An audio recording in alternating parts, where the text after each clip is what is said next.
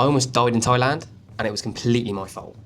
So about 2 years ago, I was in Bangkok and I was fighting for a gym called FA Group. They gave me an opportunity to fight in Rajadamnern, and obviously I said yes. It was in 1 month's time. A week later, I started noticing these red blemishes all over my skin, and obviously the other boys in the gym, they also started noticing the same thing.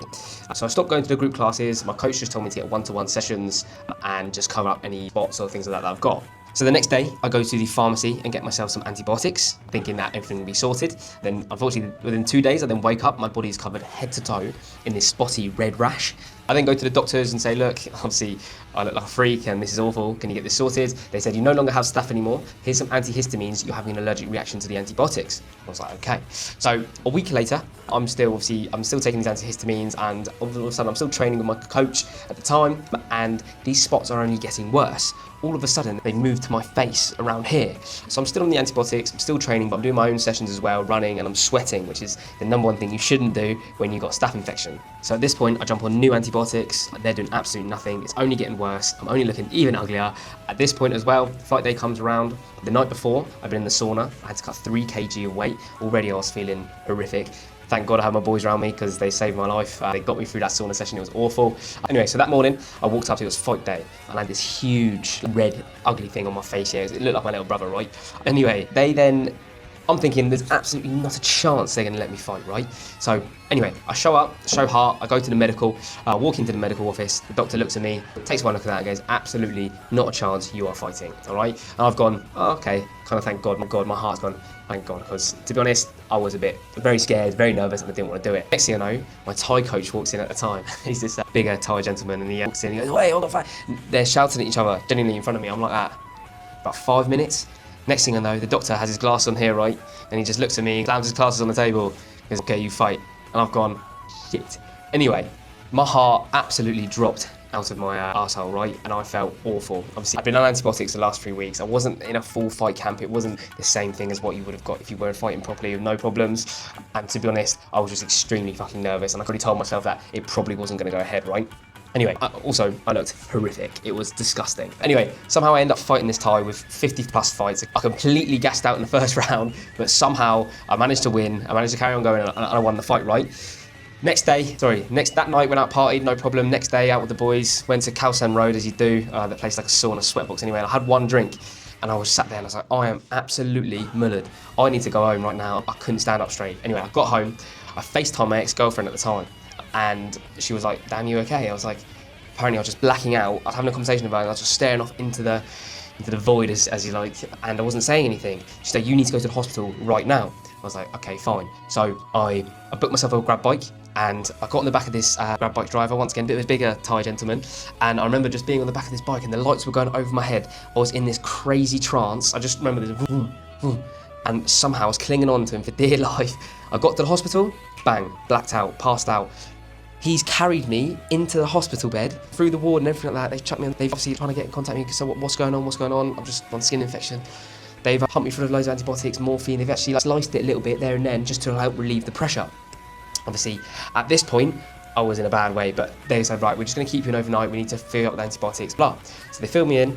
They filled me up with antibiotics. And then next day, I wake up, and they go, we just want to clean this. We need to have a look, clean it, all this. I've got no problem at all.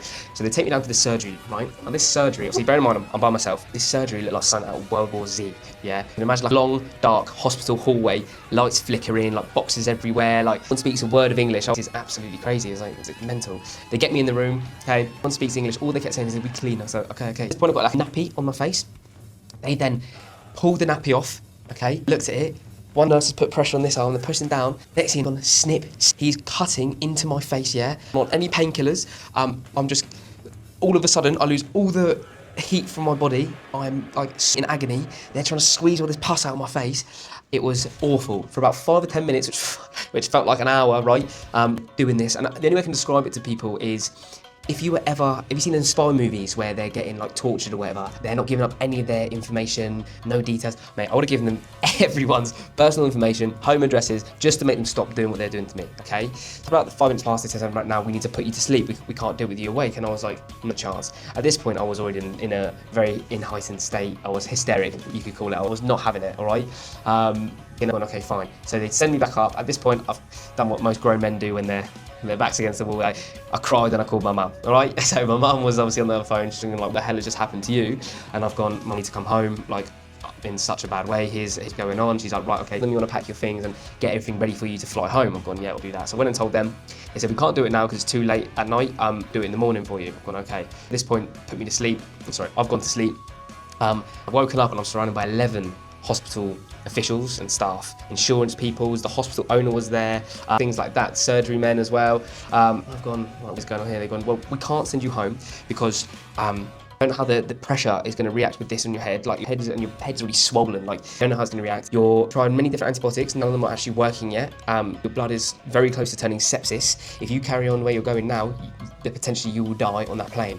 And I've gone, oh shit. Anyway, so eventually they said, we need to get this out of your face now. So we need to put you to sleep and we need to do this operation and then we can actually, like, we'll have to give you this, we call it the super concoction of antibiotics. They give me like different antibiotics at the same time to help fight this infection, right? Where it's so close to my brain as well, little as it may be, a very dangerous place to have this staph infection. So they put me to sleep, they've done this operation. Yeah, for the next 2 weeks I spent in that hospital, they done something called packing. So the operation, what happens is, every day they take me down, they get metal tweezers, they twist cotton wool out of my face, put fresh cotton wool in to soak up any of the bacteria and the bad gunk or whatever, ensure that the infected area is completely clean by the time it's all done, sorry. The whole time they were pumping full of antibiotics and I was on morphine for about 4 days, which is obviously really fun at the time, but then I was like, nah, more. They kept trying to give me more, I was like, no, thank you. Anyway, and yeah, I was like, that is the biggest lesson. That was the worst 2 weeks of my life, all right? Eventually I became friends with like the guy who like me down in the surgery wing, but yeah, it's a very enlightening experience as to why you shouldn't take skin infections as a joke. I'd also just like to take this time to thank the hospital and the staff. They all did a great job in looking after me, and they really got me through some dark times.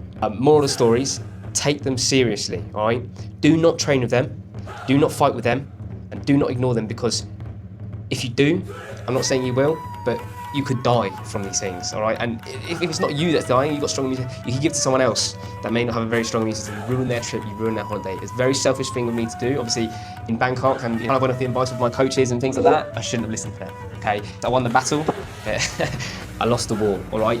And cost me about, luckily I had insurance, because obviously it's a skin infection, but yeah, come to about £7,500 in total. And if you're not insured as well, you could be in a world of trouble, all right? So lesson I learned the hardest way possible, all right? But once again, I learned the hard way, so you don't have to. Train hard, travel easy.